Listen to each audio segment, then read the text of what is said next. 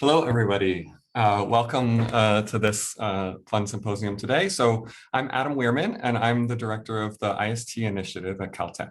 The IST initiative focuses on building and supporting an ecosystem for computing and information sciences, connecting and seeding the computational and algorithmic work across all fields at Caltech.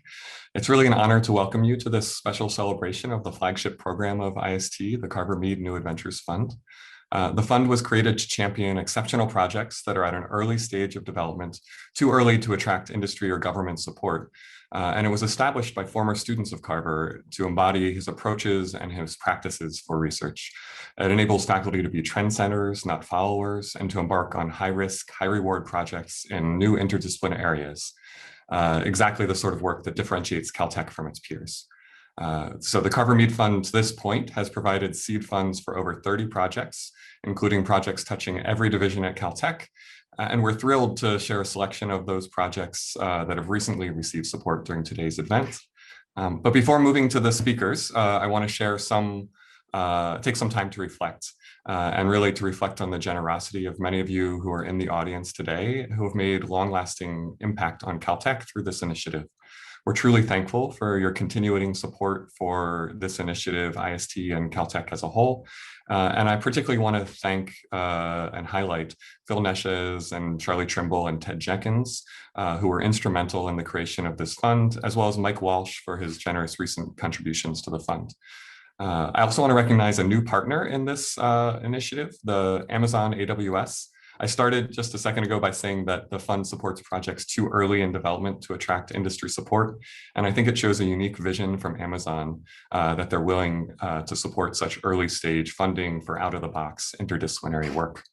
I want to keep my remarks short and get to the reason you're here, the science. But if you'd like to find out more about the fund and the projects it has supported, you can check out the IST website or contact Robin Gibbon, who is here during the event today.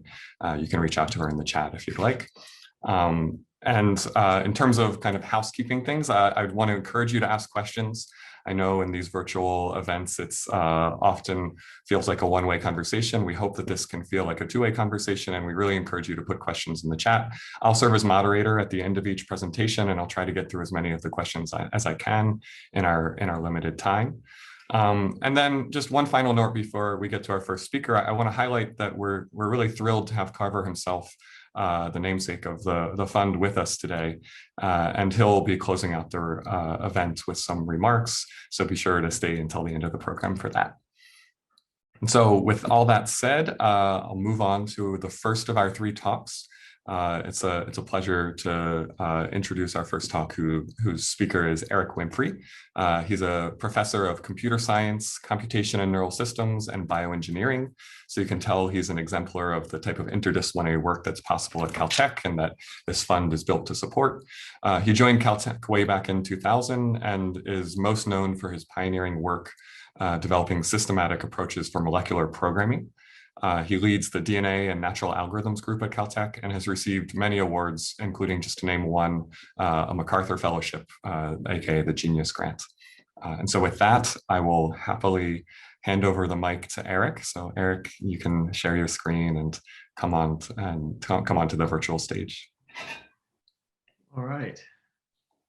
Hello, everyone. It's wonderful to be here at the Carver Mead New Adventures Fund Symposium.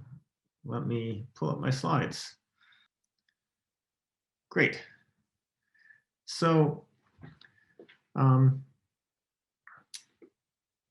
like to talk about just one specific project. And in that respect, I'd like to give a heartfelt thanks to the fund and the funders of the fund. It's very wonderful to have this as a part of the Caltech scientific ecosystem. Before I try to explain the details of this project, I need to step back a long ways to paint a bit of the bigger picture, because I find that conveying why I'm so excited about my research field is often more than half the battle. So today we are all together here in this room, this Zoom room, because of the information revolution, one way or the other.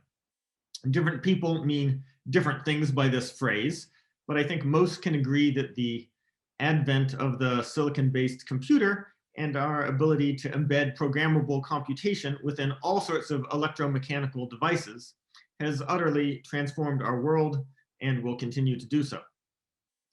But this is not the information revolution I'd like to talk about today. I'd like to talk instead about an information revolution that happened about 4 billion years ago, and which also utterly transformed the planet. The origin of life. I call this an information revolution because it's now widely accepted that the most fundamental and defining aspects of living things is the ability to store information, act on information, and have that information define their behavior. So specifically, we can see that the genome stores information as a linear string. The most central processes of the cell, involving DNA, RNA, and proteins, dictate how the cell uses that information to construct cellular components and other molecular machinery, and that evolution obtains its results by manipulating information. Essentially, it's the blind programmer. Further, when you look into these processes, they're very general purpose. You put a new piece of DNA inside a cell, it does a new thing. And from an algorithmic point of view, these cellular mechanisms appear to be universal for computation and for construction, at least at an intuitive level. But they're not the kind of information system that we're used to. There's no instruction manual. So what are we as engineers to do? Humankind has a long history of marveling at biological capacities, harnessing them in one way or another, and then using them as inspiration for entirely ab initio engineering that can go far beyond what we could do just by putting a harness on biology and trying to get it to do what we want it to do. So if today we marvel at biology's ability to control matter at the molecular scale, to transform chemicals and to build structures, what will the bio-inspired ab initio engineering look like tomorrow?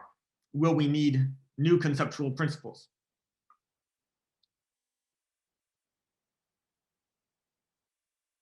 So when we think about how to approach this broad and long-term challenge, dealing with an information-based system, biology and the cell, we can ask whether we want to understand biology and learn how to program the existing technology as it is, but we can add clever programs to it. Or do we want to learn how to continually and repeatedly learn how to create new systems that have very similar features, but maybe do things in different ways, maybe are the next generation. So this distinction between sort of programming the biological machinery, often known as synthetic biology, and trying to build machinery from scratch is what we call now molecular programming.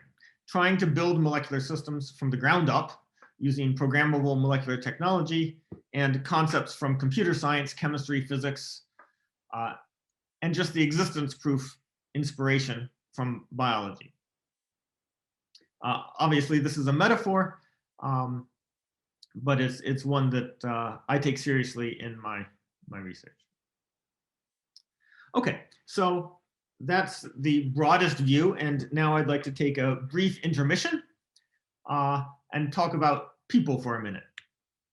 So I was actually a graduate student at Caltech from 1992 to 1998, worked with Al Barr for a bit, ended up in John Hopfield's group.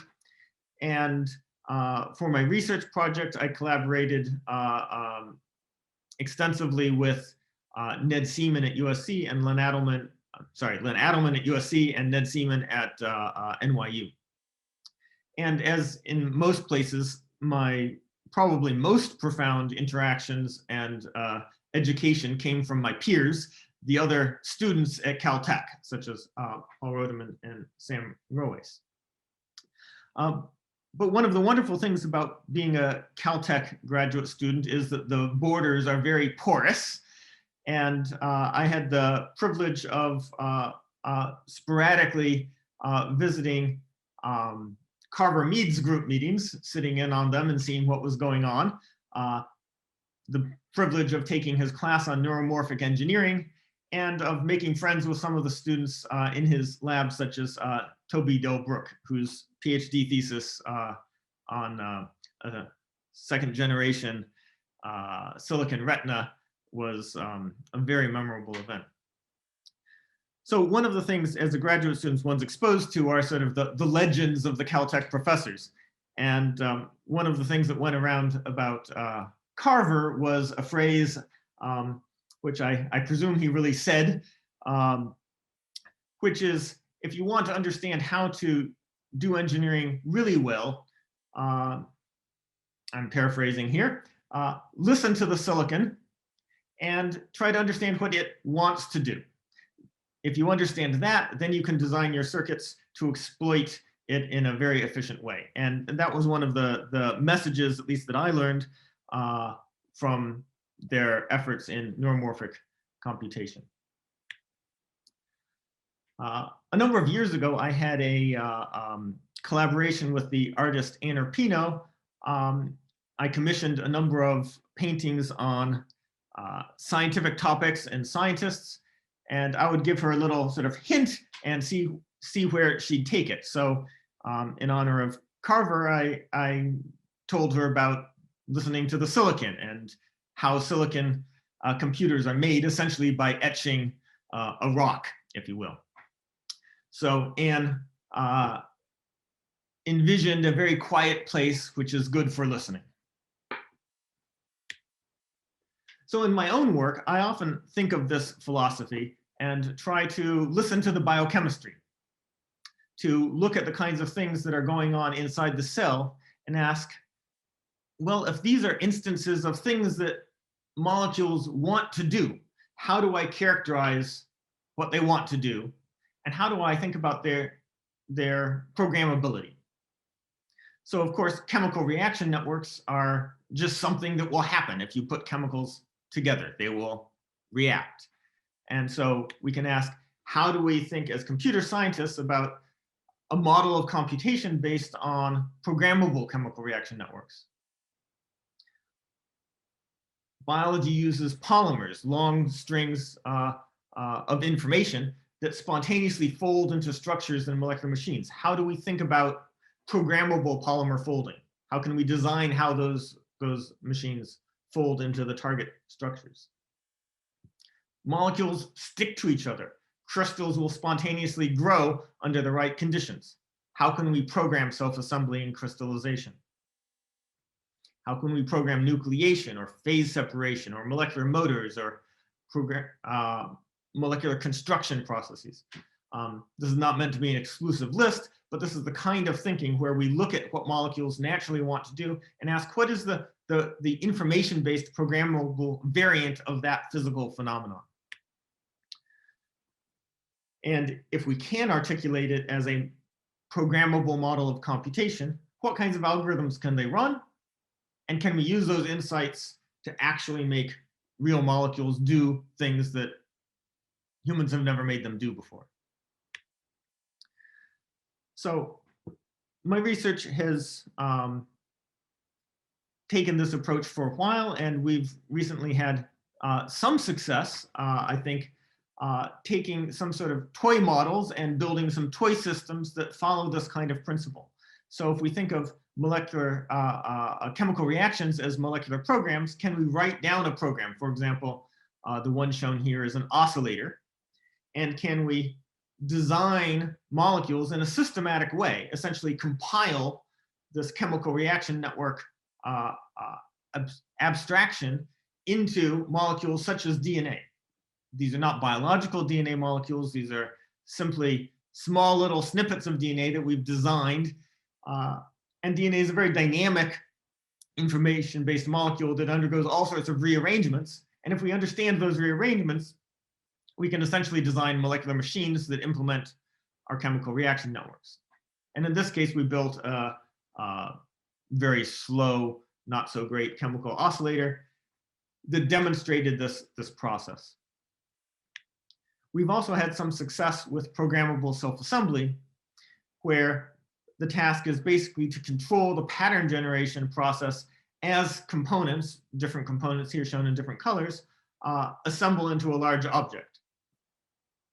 And in this effort, we started with an abstraction that was somewhat like systolic arrays or cellular automata. We call it the iterated Boolean circuit model, and followed an abstraction hierarchy from the computational model to a very abstract tile assembly model that dictates how components can fit together, through a proofreading transformation, a program transformation that reduces error rates, to a simple abstract representation of DNA molecules in terms of which bind to which, at which point we can actually design sequences, synthesize them, and in the laboratory allow self-assembly to occur and look at it with an atomic force microscope. This image here is a collage of many atomic force microscope images. Each one of these little ribbons is a different molecular algorithm running on a different input, and doing a very simple thing, basically leaving a time history image of the execution of that algorithm. And you can see many of them are periodic zigzag type patterns. Some of them do somewhat random things. Some of them do more subtle and complex things. But this was, I think, very notable for demonstrating a wide variety of algorithms all in a single molecular system. All right. So that's really the background. And in my remaining few minutes, I want to sort of comment on where we're going in a new project. So one of the frustrations with the prior work as a student of Hopfield's is that the kinds of models we looked at, cellular automata, Boolean circuits, these are much more, shall we say, conventional models of computation. It's remarkable that we can get molecules to do this kind of thing, to carry out very precise and robust operations, despite all the sort of noise and randomness inherent in molecular processes. But it certainly doesn't have the flavor of what we imagine going on in the cell, being a very messy system that works by collective phenomena. And some of the, I think, most profound insights into collective biological computation come from neuroscience and models of neural systems, such as Hopfield's associative memories, where computation is recast as essentially a an energy minimization process. So can we look at energy minimization processes or other kinds of collective molecular behaviors and see memory or pattern recognition processes inherent in those kinds of physical processes? So I don't have time to get into the details of that work. I will mention that connections between neural networks and genetic regulatory networks and other kinds of chemical reaction networks has a long history, but there was really very little insight into this kind of phenomenon in self-assembly processes until Arvin and Murugan published a pair of very profound theoretical papers just a few years ago. So I'm going to not describe his contributions there and just get directly to the experimental work that I've done in collaboration with him. So this work started basically after meeting Arvind at a conference where he talked about this work. And upon realizing that he was a Caltech undergraduate in math and physics, I had the idea that I might be able to persuade him to come to Caltech himself, put on gloves, learn how to work with DNA in the laboratory, and do these experiments, despite the fact that he was a theoretical physicist. And the fact that I didn't have any free students to work on this project. So I was excited about this project basically because when he presented these ideas, it struck me as this is exactly the kind of thing that molecules had been telling me that they really want to do. And we should listen to them and act on it. So anyways, he did come to Caltech for a month, and Constantine Evans, who was a recent graduate from my group, but had moved on, came back to Caltech because of pure excitement, and taught Arvind how to do things, and then carried the project through to completion. So I'm just going to give the highest level view of what we did here. So the basic idea is that we can design DNA molecules that can self-assemble with each other by forming a double helix based on the information stored in those molecules. We designed 917 such molecules such that they can assemble in 3 different ways. One way of putting them together makes an H for Hopfield. Another way of putting them together makes an A for associative. And a third way of putting those same molecules together makes an M for memory. And now, if we have some patterns that will correspond to the concentrations of tiles, so you basically take a 30 by 30 pixel, and a certain pixel corresponds to the concentration of a certain tile. If you then put these 917 tiles into a test tube at that concentration, heat it up, and slowly cool it down,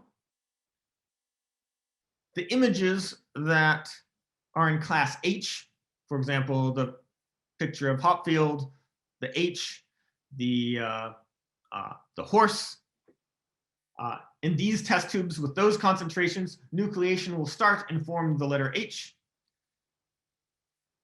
The test tubes that have concentrations corresponding to images for A will nucleate and form the A. Those that correspond to images of the letter M will nucleate and form the M. So here, essentially, this nucleation process is performing a pattern recognition task on a small but quite meaningful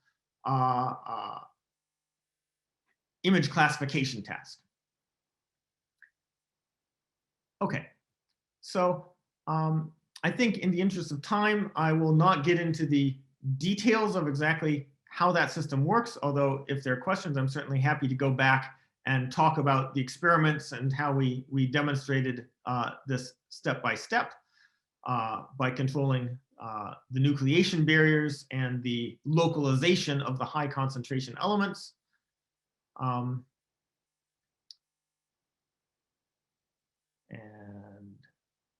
it worked. Okay, so I'm just going to conclude by sort of reiterating my excitement at this sort of prospect of looking at basic physical and chemical processes at the molecular scale and understanding how, when these molecules are basically information-based molecules, one can program these processes to do very complex things that are more commonly associated with much larger scale systems such as neural brains or electronic computers. And finding ways to treat inherent chemical and molecular processes as programmable information systems, I think is going to open the doors for some future Caltech undergraduates to start a company, maybe not called Boston Dynamics, but Pasadena Dynamics, that will build a similar range of molecular robotic systems, but now at the molecular scale. Thank you very much. Thank you, Erik. That was wonderful and entertaining. I see, I guess we're already at 12:25, which is when I was hoping to transition to Katie and Yisong, but I do see one quick question in the chat while we make that transition. So it comes from Phil Neshes, who asks, does Erik's work suggest a chemical way to do machine learning? And I think there's a fairly quick answer to that one, Erik. Yes. That's what I figured. However, I think we don't want to think of these molecular systems as competing with silicon, trying to solve the tasks that silicon is doing. That's probably not much of a point. These systems are very slow. The pattern recognition demonstration we had here took about 7 days for the getting precise control over nucleation. Now, the first time you do something, it's always 100 times slower than it needs to be, but still, these aren't fast and aren't large scale. But what they can do is they can be embedded in chemical processes. So, do you want a Band-Aid that has some molecular process that recognizes the chemical environment and provides the appropriate therapeutic? That kind of sort of machine learning and pattern recognition and complex information process embedded in a molecular system is what we're talking about. Of course, biology uses its information processing primarily to grow things. So I see machine learning and pattern recognition actually is sort of inherent in morphogenesis processes. How can you define systems that you want to create at the molecular scale and have them grow themselves? That's a very long-term vision, but I'm very excited about it. Thanks so much, Erik. So it was wonderful. We'll have another chance to ask Erik a few questions at the end of the 3 talks, assuming that we stick to our schedule. And so at this point, I'll just transition, and I'm happy to introduce our second talk, which is from Katie Bouman and Yisong Yue. Katie and Yisong are core members and leaders of the Machine Learning and Artificial Intelligence group at Caltech, which goes by the name of DULCIT. For decision optimization and learning at Caltech. Katie's a recent arrival. She joined us just 2 years ago as an assistant professor in computing and mathematical sciences, electrical engineering, and astronomy. She's most well known for her contributions towards publishing the first image of a black hole. And she's also a co-recipient of the Breakthrough Prize for Fundamental Physics as a result of that work. Yisong is a professor of computing and mathematical sciences too, and he's the co-director of the AI for Science initiative, which seeks to bring together AI researchers with experts from other disciplines to push AI tools into every area of science and engineering. He's most well known for his work bringing new machine learning theory to real-world applications, and has had successes, going from academia to industry in areas like autonomous drones, video animation, and sports analytics. So take it away, Yisong and Katie. Well, thank you, Adam, for the kind introduction, and thanks so much for inviting Yisong and me today. Here, we're so honored to be part of the Carver Mead New Adventures program, and so we're excited to tell you about some recent work we've been working on together, as well as future directions that we're pursuing for learning to better capture and understand images. And so images, are a fundamental way to understand data in science, in medicine, and technology. Images are just everywhere, and they help us visualize complex information. And from these images, we often seek to ask different questions. For instance, when given, this image of the gas flowing around a black hole simulation, you might ask, can you tell me what the black hole spin value is by just looking at this visual information? If you take the image of the human brain here, one might ask, how do I best capture this image with an MRI scanner? For an image of someone's retina, maybe you want to know, is this patient diabetic? By just looking at tiny veins in the eye. And so these are all questions we believe we should be able to answer by simply looking at visual data such as this. And while experts in each field can often extract quite a bit of information from images such as these, often the questions that we're after require us to interpret information that's beyond what the human eye can see, even the trained human eye. And there's this wealth of information in images that is imperceptible. And so if we know where this information is hiding, we can try to extract it and use it to help us answer these important questions. But the question is, how should we go about searching for this hidden information? Well, by studying large data sets of images and searching for subtle patterns in them, we can often identify correlations that we can leverage to help answer these questions. Of course, often this data is way too high dimensional and the correlations are too complex for humans to try to find it and interpret it themselves. And so we instead use modern computational tools to help us analyze these large collections of images to help us answer these questions. And in particular, what's particularly in vogue these days is not just using any computational tool, but using neural networks to try to go straight from an image to answering the desired question, all using this like one purely trained model. For example, we might use data sets of other patients' brain scans to try to train a neural network to answer this question. And although these methods sometimes work amazingly well, they have a number of downsides. These pure data-driven methods are not just data hungry, but they also lead to unexpected failures on real data, since they are relying so heavily on the distribution of training data matching that of the real world. In addition, they're rarely transparent, and it's not clear what information the networks are actually using to answer these questions. And so alternatively, Yisong and I, along with members of our group, have been working on instead trying to add structure to these computational approaches. For instance, rather than just learning a single neural network that takes us directly from an input image to the question's answer as output, we instead wish to build structure into the computational pipeline. And by blending learning with this structure, we hope to achieve methods that are more data efficient, they generalize better, and since we've built in this structure, they're also interpretable, and we can use that intermediate information. And so today, Yisong and I would like to tell you a bit about two projects we've been working on together in this theme. In particular, we'll tell you about how we're blending learning and structured computational workflows to design better strategies to capture images. And then Yisong will take over and talk a bit about a new project we've just started working on, thanks to generous support from the Carver Mead Adventure Fund. Okay, so let me tell you a little bit about this first project. So this project is in collaboration with a number of people, but I want to highlight that it was led by two really great students, a first-year graduate student, Ray Wu, and a surf student who we mentored last summer, Tianwei Yin.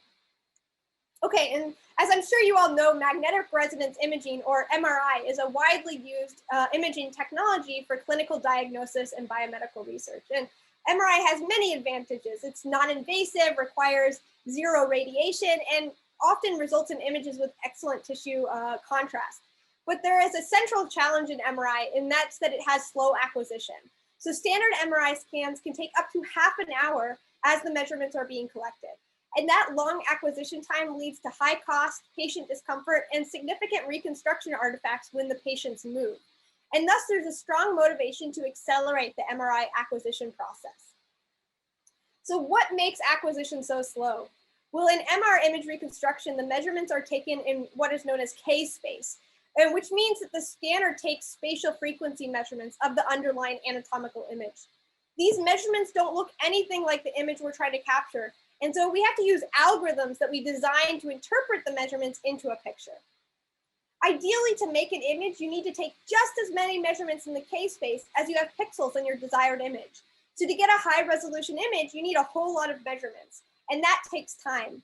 One way to accelerate MRI is to collect fewer measurements and reconstruct anatomical images from only partial K-space data. For instance, perhaps we only allow ourselves to observe 1/4 of the total number of possible measurements. This now takes much less time to collect this subset of measurements, but the acceleration strategy introduces two big challenges. The first challenge is that we must decide where to sample in the K-space to collect the most informative measurements. And the second challenge is that we must develop a reconstruction method that accurately recovers high quality images from only the partial data. So the reconstruction method has to fill in the missing information without hallucinating fake structures. So how should we go about addressing these challenges? Well, a high fidelity reconstruction system, this imaging pipeline, stems from cooperation between the measurement sampling strategy and the reconstruction algorithm. Yet traditionally in the accelerated MRI imaging problem in the past literature, the design of sensing pattern is often separated from that of the design of the reconstruction algorithm. These two parts of the imaging pipeline are actually analyzed and designed separately typically. And by separating these components, the resulting designs are missing out on sharing and leveraging information about deeper correlations that exist in the data. Additionally, although measurements are taken over time, current MRI protocols collect measurements using a subsampling pattern that was designed a priori. So it was decided and fixed before ever even seeing the patient.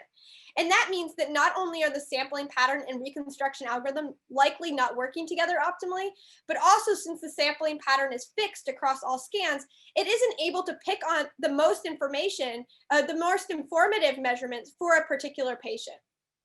So as you might imagine, there are a number of big missed opportunities here.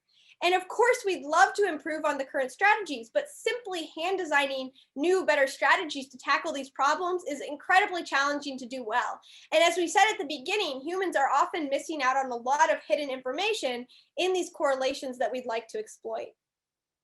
So instead, recently we've been developing new machine learning frameworks that leverage large collections of past medical scans to help us better build better imaging systems for the future. So in essence, our goal is to do computer-aided hardware and software design that will help us identify a strategy that saves us time during acquisition and thus makes MR cheaper, faster, and more accessible.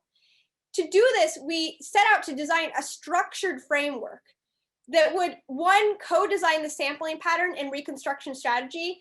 In other words, try to solve for strategies that simultaneously work best together. And two, sequentially choose measurements to sample, allowing us to adapt an acquisition to a particular patient over the course of a single scan. So by studying the medical imaging pipeline, we've built a structure into this workflow. And therefore, once the framework is trained by using scans from previous patients, due to the structure we've built in, we can actually interpret the intermediate steps in the workflow and the outcomes of them, and simply use this intermediate output to sequentially choose the next samples it takes based on the past observed measurements before finally returning a final reconstructed image. So we're building information about how the system works into the learning process. So how can we learn such a thing? Well, I don't want to get into kind of the nitty gritty of it now. I don't have time, but just a hand wave. It turns out that if we're clever enough, we can actually model both the sampler, sensing system, and reconstruction algorithm as special kinds of deep neural networks, meaning we can kind of string all the pieces of this computational pipeline together as a single differentiable neural network. A single network that can be trained with standard deep learning toolboxes, but has the structure that is built in based upon our knowledge of the workflow in medical imaging, making each component return a meaningful and interpretable data product that we can use. And by doing this, we're able to learn optimized designs that actually adapt to a particular subject over time. So for instance, this figure shows a final result of our approach, illustrating how our model has learned to adapt to different images of knees that are rotated with respect to each other. In both rows, those are different knee images, and you can see in the magenta is showing the samples that it takes, that it learns to take over the acquisition. In the traditional approach, all these knees would be sampled using the exact same pattern. But in contrast, in our approach, since we make sampling decisions in a sequential fashion during acquisition, we can identify early on the most informative measurements are in different directions for these two scans, and therefore the final sampled measurements, which are shown in magenta, largely align with the true direction of rotation. And using this approach, we find that when we restrict ourselves to only use the same number of measurements across different techniques, the reconstruction of our methods appear to outperform the current state-of-the-art methods on large data sets, where a method called loop, which is shown on the left, is the current state-of-the-art method. Both reconstructions are, pretty high. It's hard to see the differences here. So we've actually pointed to a couple of places on the bottom where our method in the middle, it looks closer to the ground truth, which is shown on the right, than the prior state of the art on the left. But we find this is not just true on a few examples, but our structured learning methods show significant and consistent improvement over previous state-of-the-art methods. And so this plot is basically showing the reconstruction quality for each patient. Each patient is along the x-axis, and a higher value means a better reconstruction. And so we found that our approach, which makes use of the sequential structure of MRI data acquisition, consistently outperforms the non-sequential state-of-the-art methods. And so by making use of this structure in the medical imaging pipeline, we've been able to outperform the previous non-sequential approaches 97% of the time. And so we're really excited by these initial results, but I want to mention, obviously this is just the beginning. We barely scratched the surface, let alone actually get it implemented on real kind of scanners. But this initial work demonstrates the power of blending learning with structured computational workflows in designing new imaging pipelines.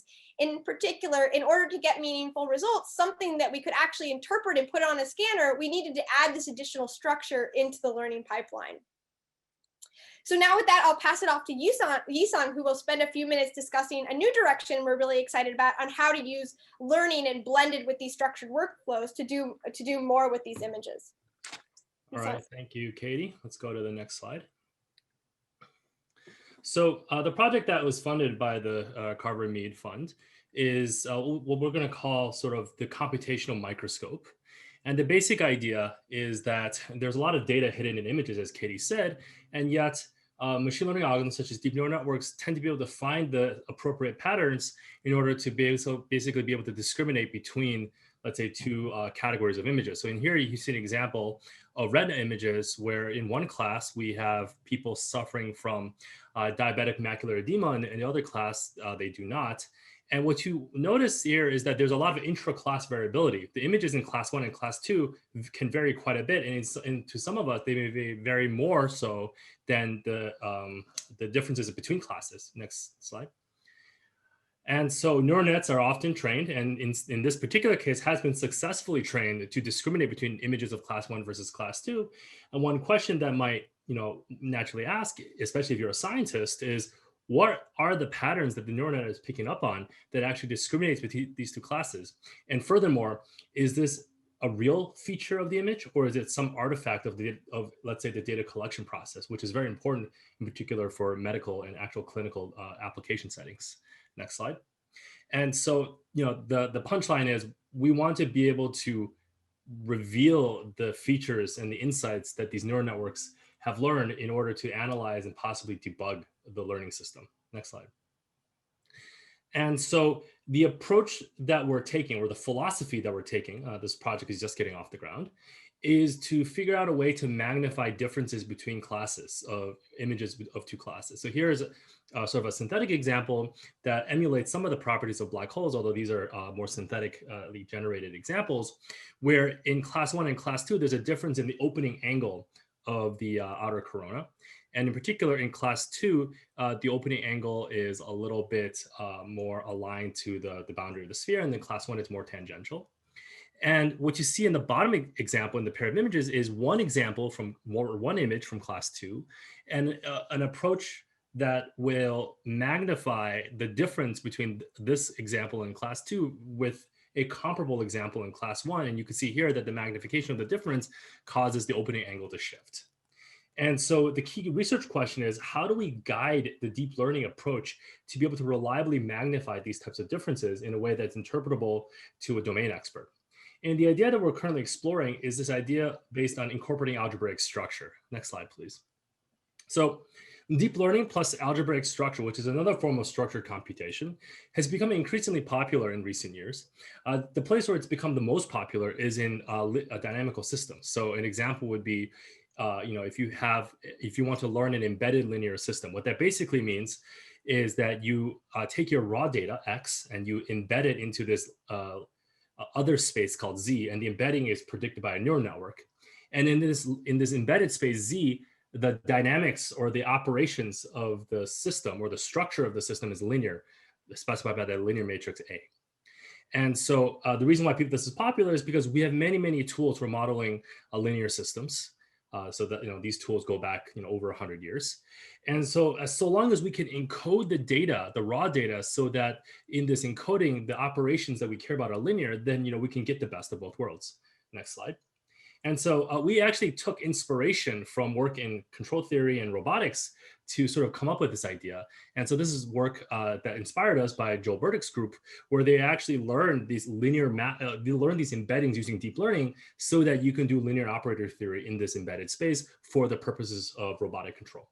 And if you're interested, you can check out this YouTube link. We're happy to share the slide deck afterwards. Next slide, please. And so back to imaging. So this is sort of the direction that we're headed. So we can think of magnification as a linear operator. And the main algebraic structure that we want to exploit here, although there may be others that will come around as we sort of study this further, is transitivity, right? And so that I just gave one example of transitivity in the second equation.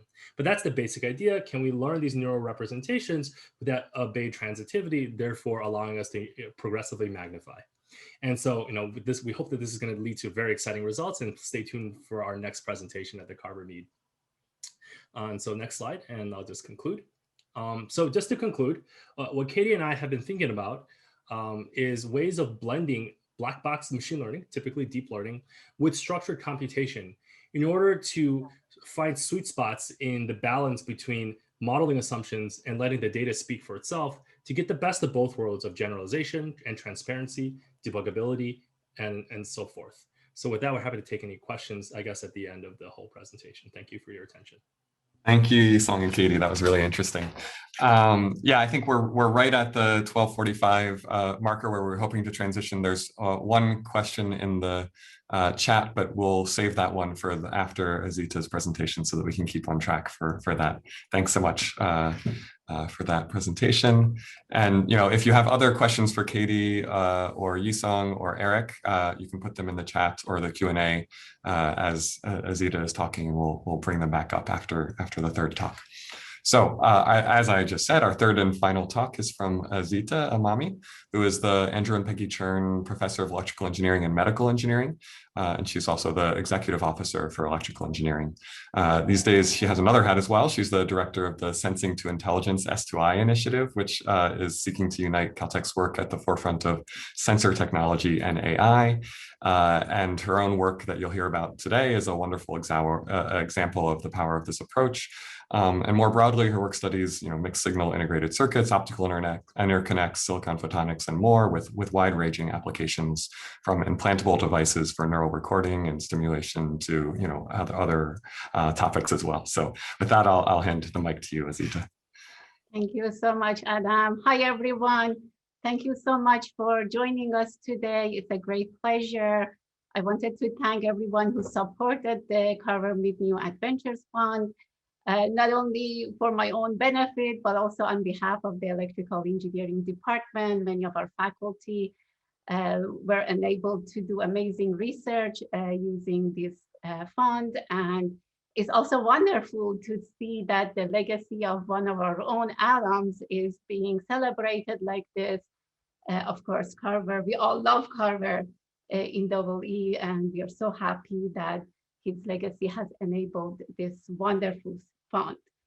So let me share my screen. So I was fortunate to receive funding from the Carver Mead New Adventures Fund together with my colleague, Professor Anima Anand Kumar. So it's a collaborative project. In fact, Professor Yisong, you also helped us along the way.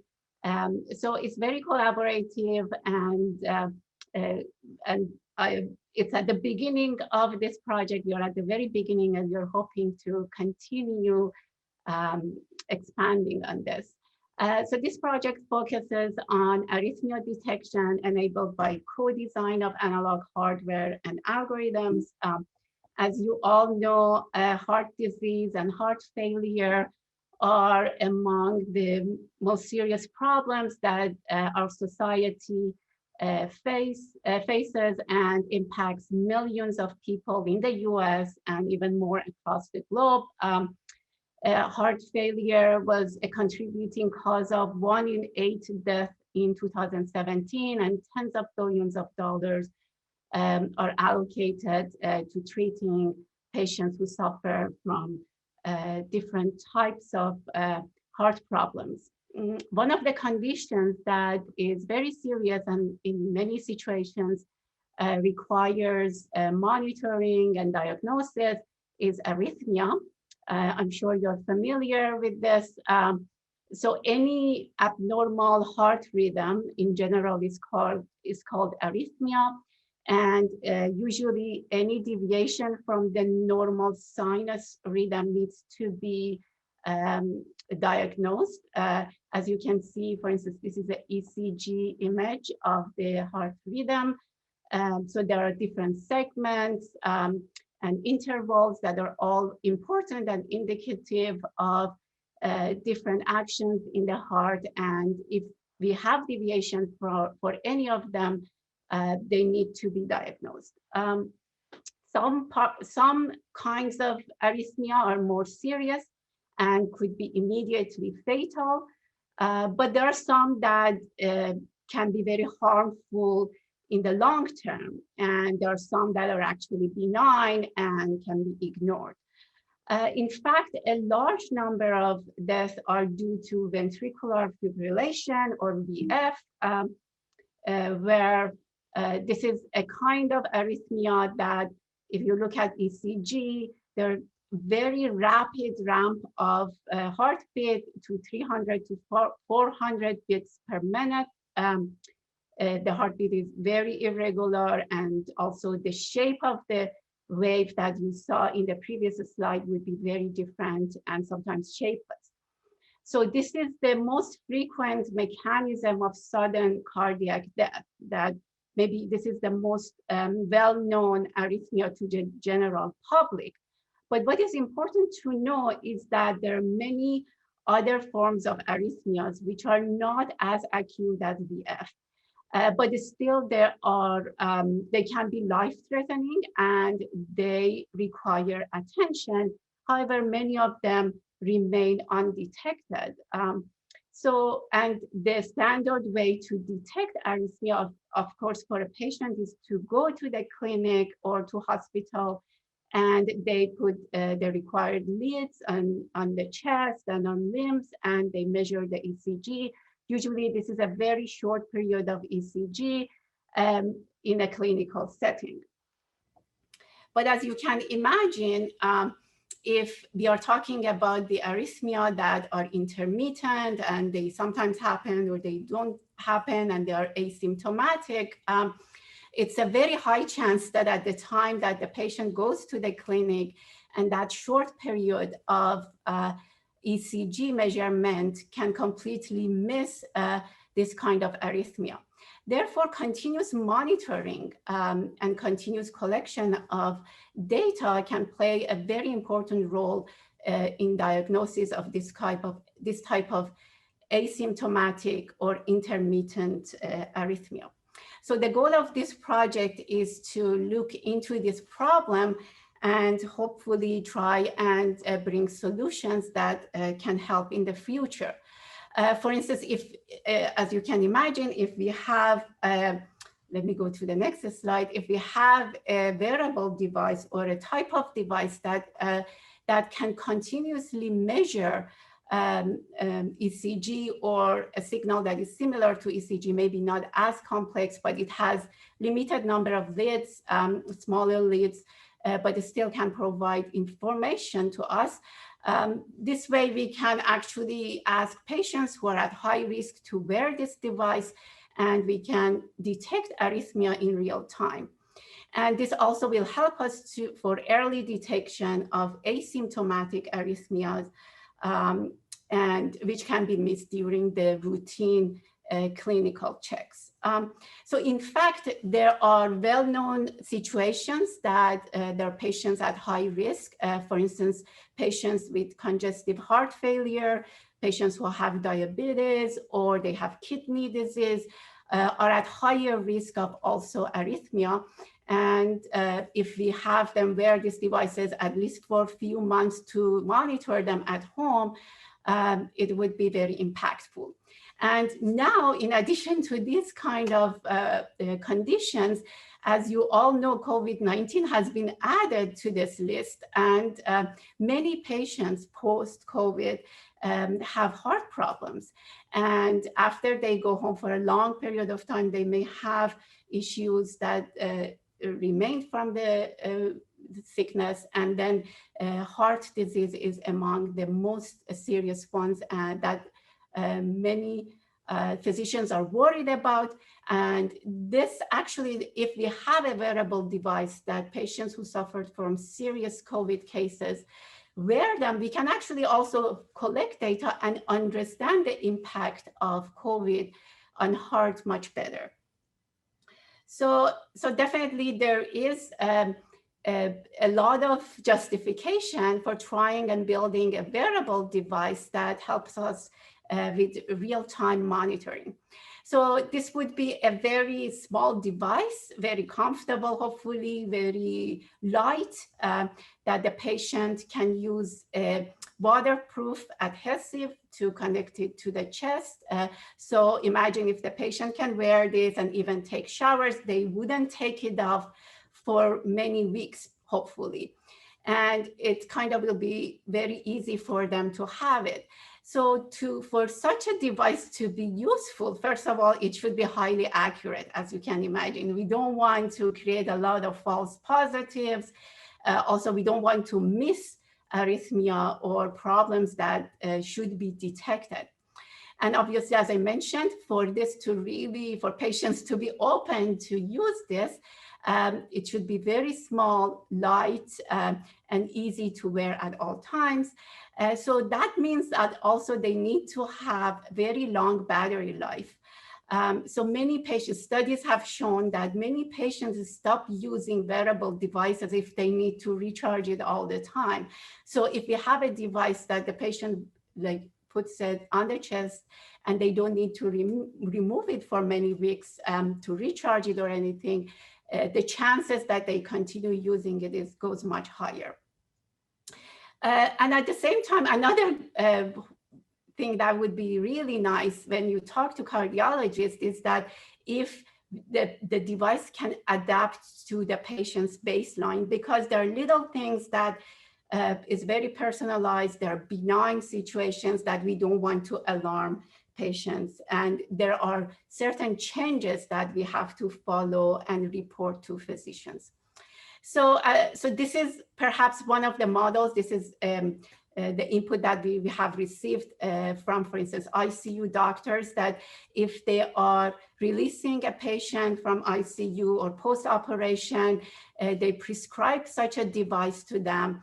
And then instead of patient coming to clinic all the time, they can actually monitor the patient wirelessly through the network. Of course, security of it would be important. And then if there is any problem, then the patient will come to the hospital or ER. So this way, actually, especially during the surge of COVID, we were thinking that a device like this can reduce the number of people who go to emergency rooms and will alert them to go only if needed. So as you can imagine, the monitoring can be done not by the most special people in the ICUs, but there can be even third-party companies who would monitor patients and help them to make the right decision. So now I hope that I convinced you that this is definitely a very important problem that we are trying to solve. So we are trying to use machine learning algorithms that can adapt to the baseline of patient and also successfully detect and predict arrhythmia. And as you know, neural network and AI algorithms have been very successful in pattern recognition, as you heard in the previous talk, in language processing and speech recognition. But usually they're very computationally intensive, especially deep neural networks. So if we want to build a tiny chip that can last for many weeks, we cannot have a device that consumes tens of watts of power. So we need a device that consumes perhaps maybe tens of microwatts instead of tens of watts. So in this work, we decided to, instead of going with the standard digital approach for building neural networks, to instead look into analog neural networks, because we felt that we are dealing with the signal in analog domain. And if we don't try to use an analog to digital converter, which is very power hungry, we can basically send the signal directly to the analog network. And the signal travels through the analog network like a wave very quickly. And then we avoid having memories, we avoid having ADCs. But another big advantage is that we can control this very precisely to have very low level, low swing voltages or signals that are very low power, and we can operate our transistors in subthreshold regime. So there are a variety of things that we can do to achieve a smaller power and area. And of course, analog processing is not new. But what we are doing here, we are also taking advantage of some of the shortcomings of traditionally shortcomings of analog circuits.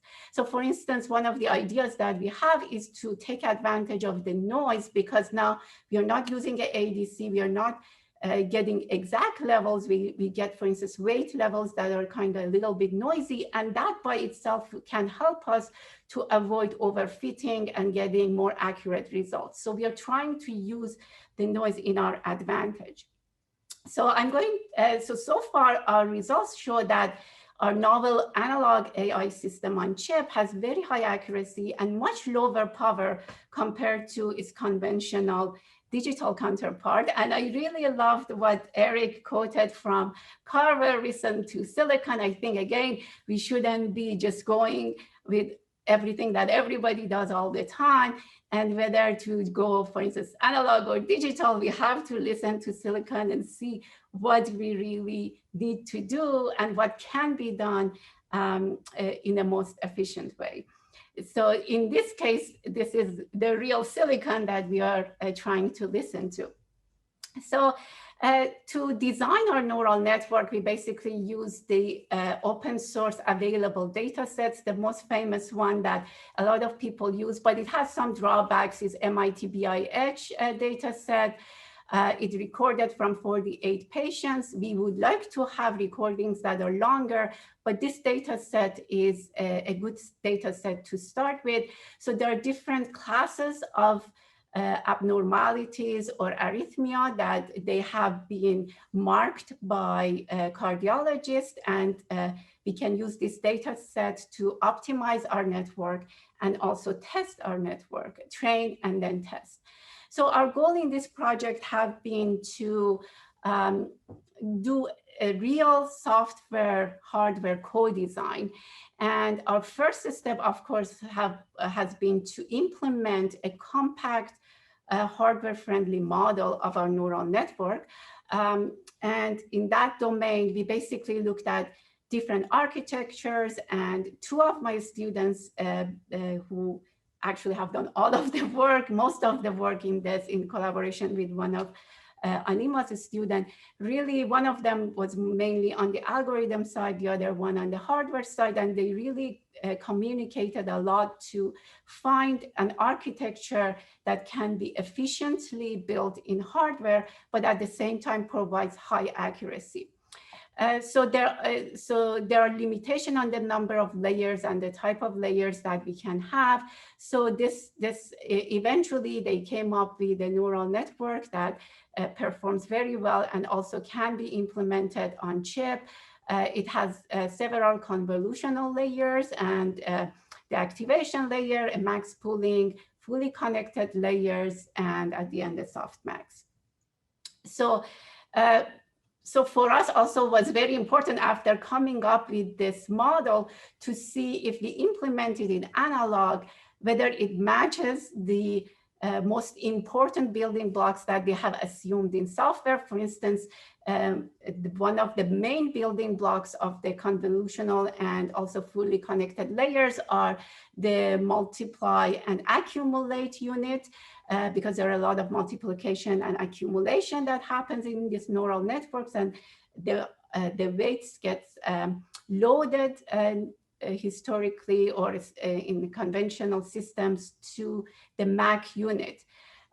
So one of our goals have been to accurately model this Mach unit in software based on the performance in the hardware and kind of reiterate between software and hardware to optimize the two.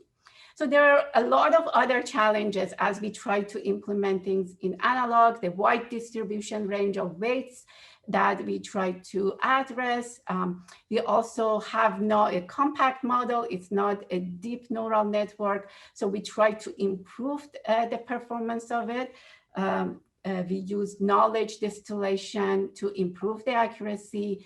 We did fine tuning by adding randomness to the trained weights, and basically looked at optimum quantization for our weights. And I'm going to skip the knowledge distillation, which helped us to improve the accuracy of our system.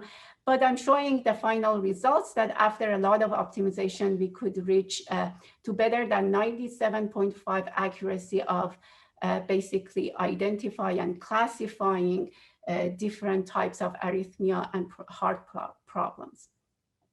So we went ahead and designed all the building blocks in analog domain with much lower power consumption. A lot of work went into optimizing the analog circuits, and a lot of novel ideas here were suggested or proposed by my students. The accuracy dropped a little bit at the end when we tested everything in hardware, of course, because of the non-idealities. Nevertheless, we are now at 94% accuracy, but we get 50% less power consumption compared to previous design. And we also work to reduce the effect of process variation, temperature variation, and supply.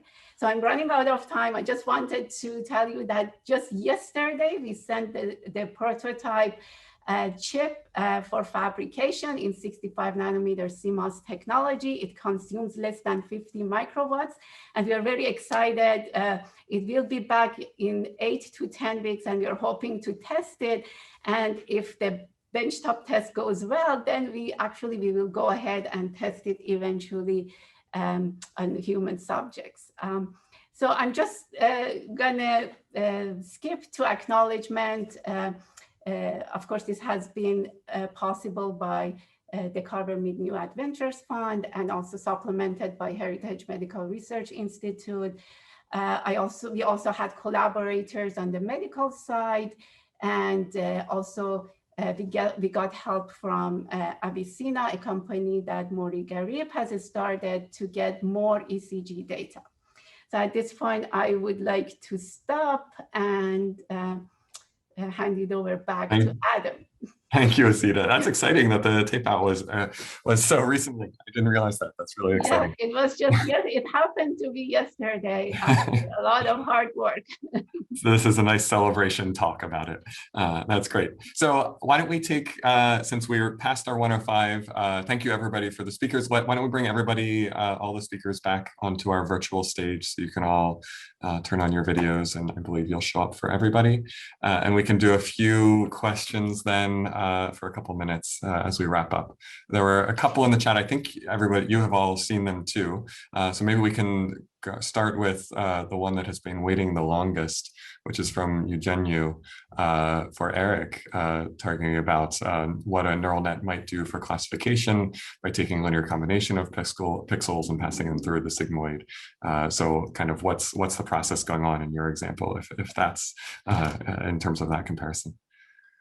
Yeah, I really appreciate that question. So it basically sort of comes down to, for the mathematical operations necessary for a neural network, what is the chemical process or molecular process underlying that? And it's worth saying that the work I showed today is not the first fully synthetic molecular neural network that's been designed. Lulu Chen, who's now a professor here at Caltech, built the first one back in 2011, which was a four neuron Hopfield network, and more recently in 2018, a classifier that solved MNIST not very well, but it did for 10 by 10, 100 pixel images. And these neural networks did exactly as you described. They sort of implemented the linear weighted sum followed by threshold architecture in chemistry, where signals were stored in the concentrations of molecules. The summing operation basically had to do with reaction rates. And if you have multiple reactions that produce the same output, then the concentration of that same output triggered by multiple reactions is summed. And then thresholding was achieved basically by a titration, that there's something that binds to the output. And after you've used up all that thing that binds to it, now you have an excess and you've exceeded the threshold and you get a signal. So that was sort of a direct analog of what you described, but where the summation sort of occurs in concentration space. In our self-assembly process, we also have essentially a weighted sum operation, but this is a summation of binding energies. So if you have a structure and a particular component is at a particular place, it has certain neighbors, and those neighbors have certain binding energies to them. And the total energy of that piece being in place is the sum of those energies of which neighbors it occurs with. And if you did that sort of directly for a self-assembly process, then every node would just have 4 neighbors, and that's not a very big high-dimensional linear sum like we like for neural networks. So essentially, to get pattern recognition out of this, we also sort of made use of a neural architecture that was basically recognized by Edward and May Britt Moser in their study of hippocampal place cells and grid cells, where you have some sort of input feature that's mapped randomly into neurons in some sort of intermediate space, but physical space, and neighborhood relationships in that random mapping are connected, but dispersed ones aren't. And it turns out that that architecture is quite effective for converting pattern recognition into essentially a co-localization problem. And that's what our molecular self-assembly does. Thanks, Erik. That's great. And then the next one that I see in the chat is for Katie and Yisong around asking about the feedback loop from the MRI example and saying that it's very intriguing, and is it possible to know about convergence and other properties of this sort of loop? Yeah, so I can take a stab at it, and Yisong, please chime in if you have anything else. I think the way I interpret the question, you're asking about, well, how do you know when to continue, when to stop this feedback loop of how many samples to take and when should you stop taking samples? And it's a great question. So the way we formulated it actually is that we had a fixed number of samples that we wanted to take, and we wanted to just decide what are the best samples that we should take of that fixed number. And actually, maybe I'll just share my screen real fast to I brought up a diagram here. So here is actually how we kind of formulated the optimization problem. We unwrapped this, we had this, feedback system, but we unwrapped it into a series of decision making. So we had a sampler that we trained to tell us what samples to make that would then pass those measurements on to a reconstructor. That reconstruction would then be passed as input to the next stage. And so we decided, given we have a fixed number of samples, let's break it up into 1 or 2 or 3 or 4 number of steps that we take. So we don't take one measurement at a time. We take chunks of measurements at a time, and we decide how big of chunks it is. And that allows us to optimize something, a neural network. It makes it tractable, because otherwise there would be too many of these feedback steps and it would be too hard to optimize. And we actually found optimizing in a differentiable learning allowed us to achieve the best kind of results. So I hope I answered your question. Yisong, I don't know if you have anything else to add there. No, I'll just add something real quick. So that's most of the answer that I would have given. I would just add one more quick thing, which is that in general, you can't guarantee convergence because it's data set dependent. So for brain images, it might require a sequence of 10 scans. For knees, it may require a sequence of 5. And it depends on properties of the images that you don't know in advance. If you did, you could just hand design for it. So In general, you don't know, it's an empirical question, but we found through our experiments that you can usually get by with a relatively few number of rounds. Perfect, thank you. Okay, and so we have a couple now that have come in for Azita. Maybe we can start with Leonard's question here, which was around thinking about the next iteration and adding energy harvesting circuits for self-powering to the design. Yes, that's a great question. Definitely, because now we have gone to the level of under 100 microwatts. And in fact, I had another project in collaboration with Professor Wei Gao in medical engineering. And we used sweat for power harvesting. And we showed tens of microwatts of power being harvested. So that's definitely one possibility. To just power up the device from sweat. And the next, we are still at the beginning of this journey. Actually, we can improve the performance of this device significantly. One of our goals is to use a better data set. As I mentioned, the MIT data set is a good data set to start with, but we are partnering up with UCLA and also Avicenna to get more longer data sets to show that, in fact, we can efficiently detect arrhythmia, and also we show that we don't have false alarms. So there are a lot of things that we still need to do. This is just the first iteration of our design, and we are hoping to another thing that we are very excited is that because we are doing analog, we can actually do a lot more in terms of optimum quantization. We don't need to do uniform quantization for our weights. So we can do weight clustering. We can do a lot of things that are easier in analog domain to enhance the performance of our prediction algorithm. I'm going to take the privilege of asking the last question before we run out of time, which is maybe I can just give each of you a chance to say something about how the funding from the Carver Mead Fund, plays a role as opposed to the other sorts of funding sources that you use for your research and for these projects. So anybody who wants to chime in a little bit there. Yeah, I can start. Without the type of seed funding provided by the Carver Mead Fund, I mean, some of these projects would be almost impossible to get off the ground because, traditional funding sources almost require you to solve the problem halfway before they feel like it's a safe enough bet for funding. So really blue skies exploratory research requires, some amount of seed funding that, this Carver Mead Fund makes possible. So I would honestly say that some of these research projects, the initial conceptualizing wouldn't even get off the ground without these types of seed funds. Yeah, I just want to second what Yisong said. I mean, that's so important, and especially for the computational microscope that Yisong and I are really excited to be working on now. This is something that we've been talking about for a while, but it's this whole chicken and egg problem. We didn't have money to put a student on it to try to make progress, so it was hard to get money. And so this really allows us to start making progress, and this thing that we're really excited about.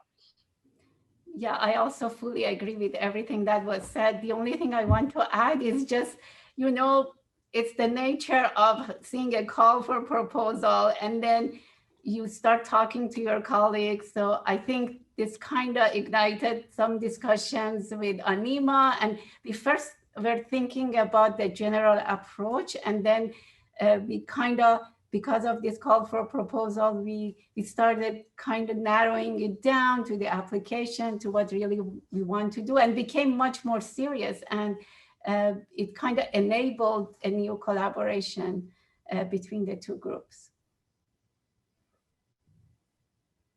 I guess I have to say something too. So I agree with everything that's said. I think when I look back at my own career, almost everything really exciting happened completely unexpectedly. And, it was something that we stumbled upon, or some chance at something that we did not plan on. And, Katie's description of this as a chicken and egg problem is really serious. That if you go through the standard processes, by the time you've got the money and you've got the student, it's cold. The the passion is over. And so I really believe in passion-driven science. That, you know, strike when the iron is hot. When you stumble into something excited, pursue that, because that's what you're going to be most intensely excited about. That's where the best stuff is. And the current, you know, more general funding climate, I think, kind of puts a wet rag on all that. And I'm really happy for the Carver Mead Fund to try to turn it around. That's a really nice way to put it, Erik. Okay, so thank you again to all of our panelists. That'll be the last question for now, but I encourage everyone to keep the questions coming in the chat, and to, you know, we'll do our best to answer there. And of course, we hope that the conversation begins here, but doesn't end here. So follow up with us afterwards. We encourage you to share the talks with your friends and family. Videos of the presentations will be available on the IST website soon. And so, you know, I really want to thank our speakers, Erik and Katie and Azita, for the inspiring talks and for taking the time to be with us here today. You know, it's hard to show appreciation in this Zoom world, but, you know, we can all use our raise hand feature to give them a little bit of a round of applause here, maybe. So thank you. And I'll clap for all of us. And then I also want to give a special thanks to Robin Gibbon and Vicky Chu for their efforts in pulling this together today, putting this event together. It's been really a pleasure to see these talks, and I enjoyed them, and I'm sure all of you in the audience did too. So thank you for all of your energy, Robin and Vicky here. Again, thank you. And you know, now, I guess, without further ado, I'd like to, you know, welcome onto our virtual stage the namesake and the inspiration for the whole program, the Carver Mead New Adventures Fund. And it's really a pleasure and a treat that we have the opportunity for Carver to join us for this event today. And, you know, it's in my honor to hand the virtual mic to him for some closing remarks. Carver? Yeah, this was an exciting time to see these ideas hatching. I just make a couple of personal remarks. Erik's working on a Hopfield network. John Hopfield and I and Dick Feynman hatched a course back in 1981, which we taught for 3 years, sort of round robin. It was called Physics of Computation. And out of that sprung a number of very interesting things, including the VLSI stuff and the quantum computing stuff, and the Hopfield style convergence networks. And that was all a very exciting time. And it is one of the things that happens at Caltech, where the three of us were having lunch and having a big argument about what are the limits of things that you might think of that do computation if you don't think of them as digital computers. What about that? And we all had different ideas, and we thought, well, the way to start thinking about this is to teach a class in it. And we had a lot of fun for 3 years, except unfortunately, Dick was undergoing problems with cancer at the time, but he joined us whenever he could. And that was a wonderful time, and wonderful to hear that John Hopfield's legacy is still going, and of course Feynman's legacy in quantum computing is still going. And I was happy to see Azita's chip today, the legacy of VLSI, analog VLSI, doing direct computation of gradient descent, or whatever you call the convergence of deep learning systems. And the realization that once you've converged a deep learning system, the execution of it does not require anywhere near as much computing as the creation of the network. So what you wear around there doesn't have to be anything like as complicated as training a thing in the first time. So that was all fun. It's neat that Caltech is a place that these things can happen. You hear a lot of talk about deep learning nets have the defect that you can't understand what they're doing. And I was very taken by what Katie and Yisong are doing to let the network participate in understanding what it's doing. That was just a really nice insight that I hadn't heard before. And I think it comes down to people that have, what's what Erik said. When you get hot about something, it's apt to be a little crazy and sound totally crazy to anybody else, but you're hot about it. And it's wonderful that this is an environment that's encouraging that. I personally want to thank all the donors and the new folk who are joining in as supporting this whole effort.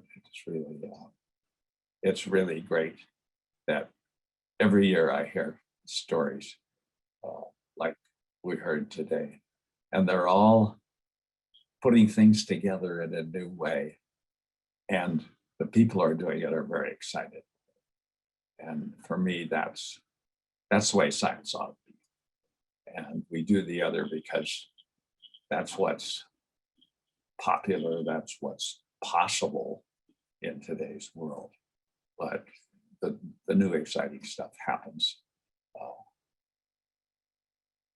because people have passion about it. So keep going, be passionate. Thank you, Carver. Thanks for the insight and perspective. It's really a pleasure to hear. And so with that, we're done for the day. And I really want to thank everyone for attending the symposium. I hope you enjoyed it as much as I did. And I really hope that we can see you all in person for our next Carver Mead Symposium. Have a great afternoon.